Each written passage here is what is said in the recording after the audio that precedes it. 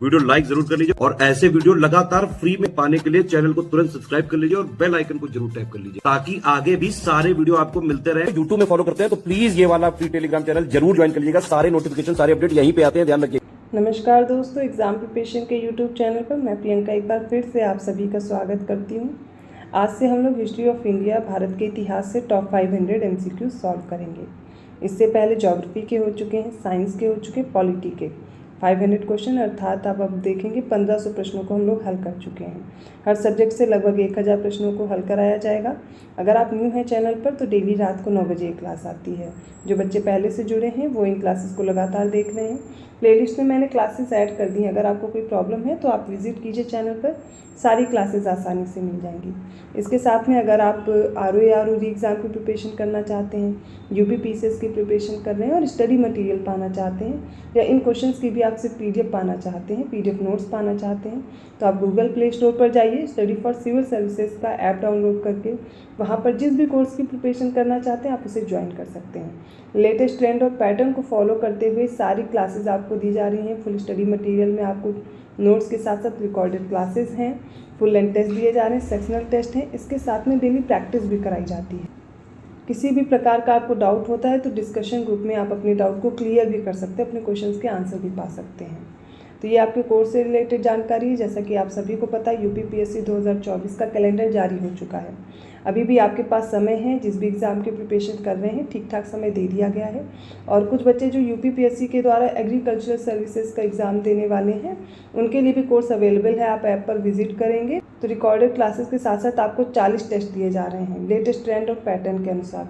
चाहे आप कोई भी एग्ज़ाम दे रहे हों उसमें आप देखेंगे चाहे फैक्चुअल क्वेश्चन आ जाएँ, कॉन्सेप्चुअल क्वेश्चन पूछे जाएँ, आप हर तरह के प्रश्नों के लिए तैयार हो जाएंगे। तो स्टडी फॉर सिविल सर्विसेज का ऐप जरूर डाउनलोड कर लें, वहाँ पर आपको सारी इन्फॉर्मेशन मिल जाएगी। अगर कोई डाउट रह जाते हैं तो आप इन नंबर्स पे, जो नंबर दिए गए, इन पे कॉल या मैसेज करके जानकारी ले सकते हैं। चलिए बिना देर किए आज की अपनी क्लास स्टार्ट करते हैं।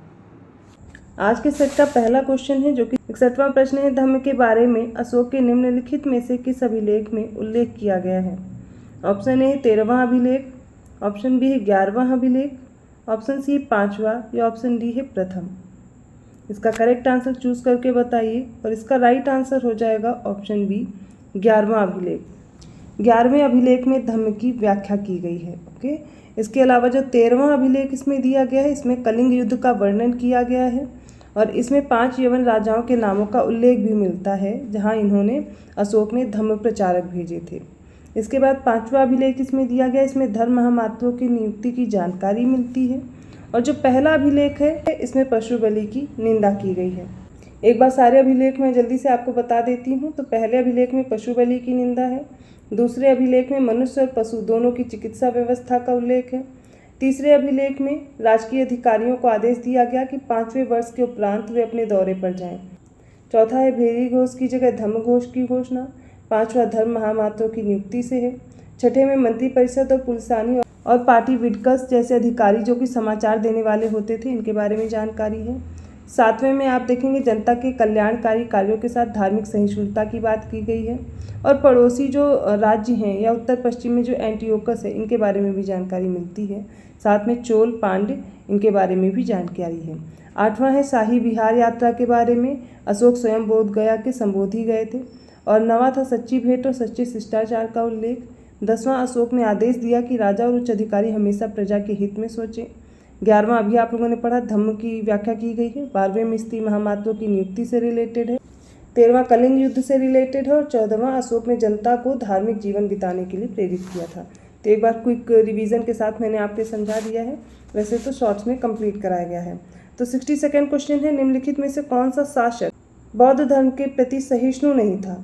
ऑप्शन ए है पुलकेशिन द्वितीय, ऑप्शन बी है गौतमी पुत्र सातकर्णी, ऑप्शन सी है हर्षवर्धन और ऑप्शन डी है पुष्यमित्र शुंग। इसका करेक्ट आंसर हो जाएगा ऑप्शन डी पुष्यमित्र शुंग। ये बौद्ध धर्म के प्रति सहिष्णु नहीं था। शुंग राजवंश 185 ईसा पूर्व से 148 ईसा पूर्व तक रहता है, ये आप याद रखिएगा। तो 10 शुंग राजाओं ने कुल मिलकर के 112 वर्षों तक शासन किया था। इसमें जो पुष्यमित्र शुंग है ये बौद्ध धर्म के प्रति सहिष्णु नहीं था। 63rd क्वेश्चन है, जगत गुरु बादशाह की उपाधि किसे दी गई थी? ऑप्शन ए है इब्राहिम आदिल शाह द्वितीय, ऑप्शन बी है यूसुफ आदिल शाह, ऑप्शन सी कुली कुतुब शाह या ऑप्शन डी है बारिद शाह। तो इसका राइट आंसर हो जाएगा ऑप्शन ए इब्राहिम आदिल शाह द्वितीय। 64वां क्वेश्चन है खतौली में इब्राहिम लोधी को किसने हराया था। ऑप्शन ए है राणा रतन सिंह, ऑप्शन बी है राणा कुंभा, ऑप्शन सी है राणा प्रताप और ऑप्शन डी है राणा सांगा। तो इसका राइट आंसर हो जाएगा ऑप्शन डी राणा सांगा ने इब्राहिम लोधी को खतौली के युद्ध में हराया था। 65वां प्रश्न है कुव्वतुल इस्लाम मस्जिद इस्लामी पद्धति द्वारा भारत में निर्मित पहली मस्जिद है, इसका निर्माण किसने करवाया था। ऑप्शन ए है कुतुबुद्दीन ऐबक, ऑप्शन बी है अलाउद्दीन खिलजी, सी है शाहजहां और ऑप्शन डी है औरंगजेब। तो इसका करेक्ट आंसर हो जाएगा ऑप्शन ए कुतुबुद्दीन ऐबक। बहुत से लोग अलाउद्दीन खिलजी में भी कंफ्यूज हो जाते हैं, तो याद रखिएगा कुव्वतुल इस्लाम मस्जिद का जो निर्माण है वो कुतुबुद्दीन ऐबक ने कराया था। 66 क्वेश्चन है निम्नलिखित में से किसने राष्ट्रकूट साम्राज्य की नींव रखी। ऑप्शन ए है अमोघवर्ष प्रथम, ऑप्शन बी है दंती दुर्ग, ऑप्शन सी है ध्रुव और ऑप्शन डी है कृष्ण प्रथम। इसका राइट आंसर हो जाएगा ऑप्शन बी दंती दुर्ग ने।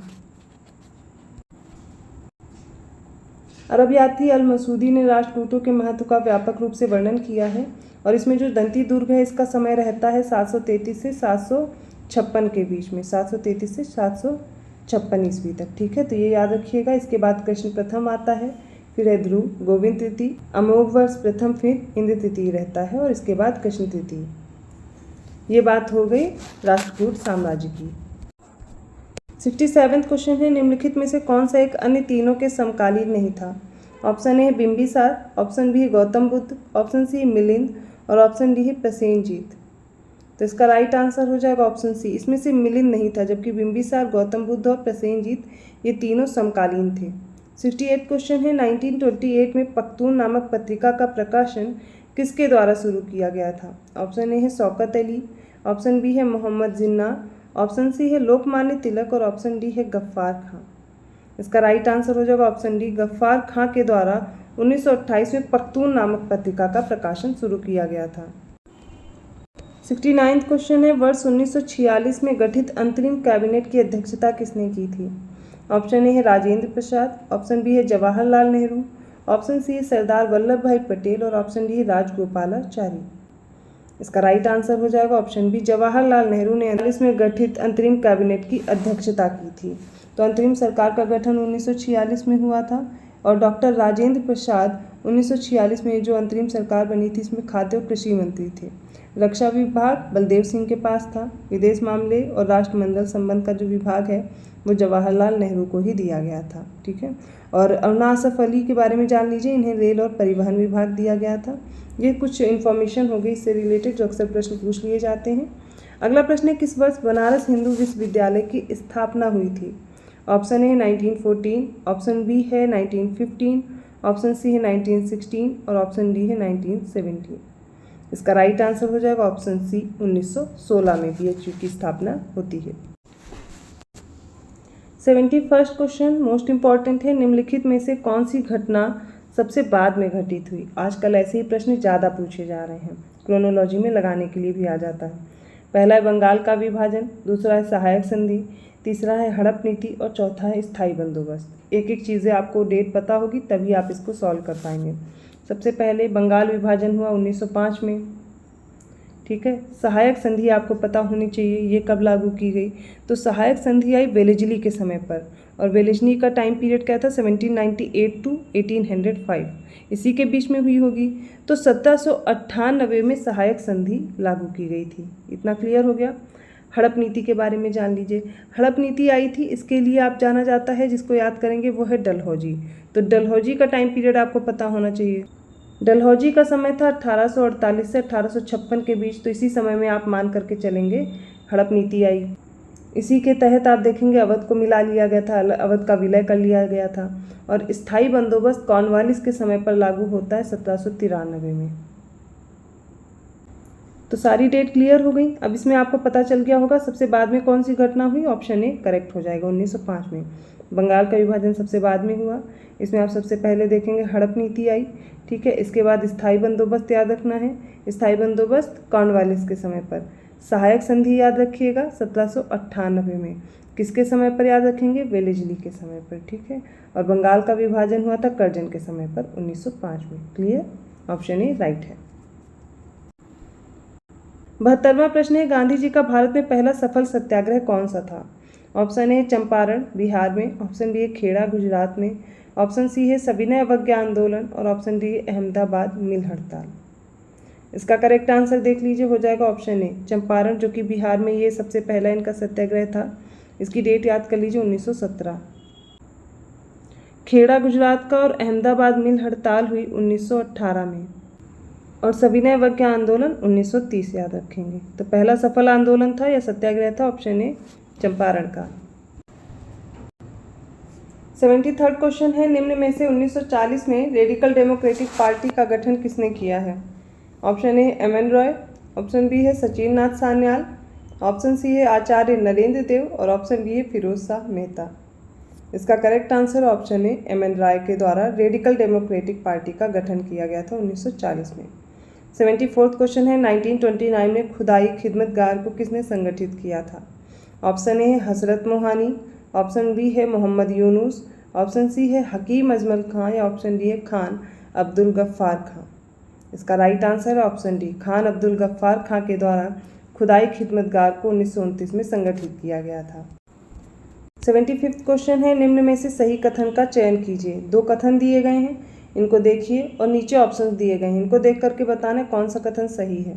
महमूद गजनी ने 1025 ईस्वी में सोमनाथ मंदिर पर आक्रमण किया और सेकंड स्टेटमेंट है महमूद गजनी ने 1018 ईस्वी में कन्नौज पर आक्रमण किया। इनमें से कौन से स्टेटमेंट करेक्ट हैं? तो इसका राइट आंसर हो जाएगा ऑप्शन सी, दोनों के दोनों स्टेटमेंट करेक्ट हैं। 76th क्वेश्चन है, कांग्रेस के किस अधिवेशन में सुभाष चंद्र बोस निर्विरोध अध्यक्ष निर्वाचित हुए थे? ऑप्शन ए है हरिपुरा गुजरात अधिवेशन 1938 का, ऑप्शन बी है त्रिपुरी जो कि मध्य प्रदेश में है अधिवेशन 1939, ऑप्शन सी बनारस अधिवेशन 1905 या ऑप्शन डी है कलकत्ता अधिवेशन 1906। इसका राइट आंसर देख लीजिए, हो जाएगा ऑप्शन ए हरिपुरा जो गुजरात वाला अधिवेशन था 1938 का। इसमें सुभाष चंद्र बोस निर्विरोध अध्यक्ष निर्वाचित हुए थे। बहुत से लोग त्रिपुरी में कंफ्यूज होते हैं, लेकिन त्रिपुरी अधिवेशन में इन्होंने अपनी अध्यक्षता पद से त्याग दे दिया था, ठीक है, इसलिए ऑप्शन ए करेक्ट होगा। 77th क्वेश्चन है, गुप्तकालीन शासकों द्वारा जारी किए गए चांदी के सिक्के क्या कहलाते थे? ऑप्शन ए है रूपक, ऑप्शन बी है कासारपण, ऑप्शन सी है दीनार और ऑप्शन डी है पर्ण। तो गुप्तकालीन शासकों द्वारा जो चांदी के सिक्के जारी किए गए थे ये कहलाते थे रूपक, ऑप्शन ए करेक्ट है। 78th क्वेश्चन है, निम्नलिखित में से किसने स्वदेशी आंदोलन का नेतृत्व मुंबई और पूना में किया था? ऑप्शन ए है अजीत सिंह, ऑप्शन बी है बाल गंगाधर तिलक, ऑप्शन सी है सैयद हैदर रजा और ऑप्शन डी है लाला लाजपत राय। इसका करेक्ट आंसर है ऑप्शन बी बाल गंगाधर तिलक। इन्होंने स्वदेशी आंदोलन का नेतृत्व मुंबई और पूना में किया था। 79th क्वेश्चन है, निम्नलिखित में से कौन सा सही सुमेलित युग्म नहीं है? ऑप्शन ए है योग दर्शन, इससे संबंधित पतंजलि हैं, ऑप्शन बी है न्याय दर्शन से संबंधित व्यक्ति गौतम है, ऑप्शन सी मीमांसा दर्शन से संबंधित चाणक्य और ऑप्शन डी सांख्य दर्शन कपिल मुनि से रिलेटेड दिया गया है। इसमें से बताना है कौन सा करेक्टली मैच्ड नहीं है। इसका राइट आंसर हो जाएगा ऑप्शन सी, मीमांसा दर्शन से रिलेटेड है जैमिनी ना कि चाणक्य, इसलिए ऑप्शन सी करेक्ट नहीं है, बाकी सारे सही दिए गए हैं। आज के सेट का लास्ट क्वेश्चन है, लोधी वंश के शासकों का सही कालानुक्रम क्या है? क्रोनोलॉजिकल ऑर्डर में लगाना है सबको। ऑप्शन ए है Bahlol Lodi, Ibrahim Lodi, then Sikandar Lodi. Option B is Sikandar Lodi, Bahlol Lodi and Ibrahim Lodi. Option C Ibrahim Lodi, Bahlol Lodi, then Sikandar Lodi और ऑप्शन डी है बहलोल लोधी, सिकंदर लोधी और इब्राहिम। इनमें से बताना है कौन सा आंसर करेक्ट होगा। ऑप्शन डी करेक्ट है, सबसे पहले बहलोल लोधी, फिर सिकंदर लोधी और सबसे लास्ट में इब्राहिम लोधी। ये एक क्रोनोलॉजिकल ऑर्डर है इन सभी का। तो आज के सेट के ये हो गए इंपॉर्टेंट हिस्ट्री के क्वेश्चन। मैंने कोशिश की है आपको ज़्यादा से ज़्यादा एक्सप्लेन किया जाए या इनसे रिलेटेड जो भी इन्फॉर्मेशन हो सकती है मैं वो आपको प्रोवाइड करूँ। इसकी डिटेल एनालिसिस और अच्छे से आप प्राप्त करना चाहते हैं, इसकी PDF पाना चाहते हैं, अदर रिकॉर्डेड क्लासेस पाना चाहते हैं या फिर कोई और कोर्स की आप प्रिपरेशन कर रहे हैं, तो बिना देर के गूगल प्ले स्टोर पर जाइए, स्टडी फॉर सिविल सर्विसेज के ऐप को डाउनलोड कीजिए। उसमें आप जो भी प्रिपरेशन करना चाहते हैं कोर्स मिल जाएगा और ज्ञान सर कूपन कोड अप्लाई करना मत भूलिए, तुरंत 20% का आपको डिस्काउंट भी मिल जाएगा। अगर वीडियो अच्छा लगा प्लीज़ लाइक कीजिए, चैनल को सब्सक्राइब कीजिए और लोगों को शेयर करते रहिए। ऐसे ही और क्वेश्चंस के साथ मैं मिलती हूँ अगली क्लास में, तब तक के लिए धन्यवाद।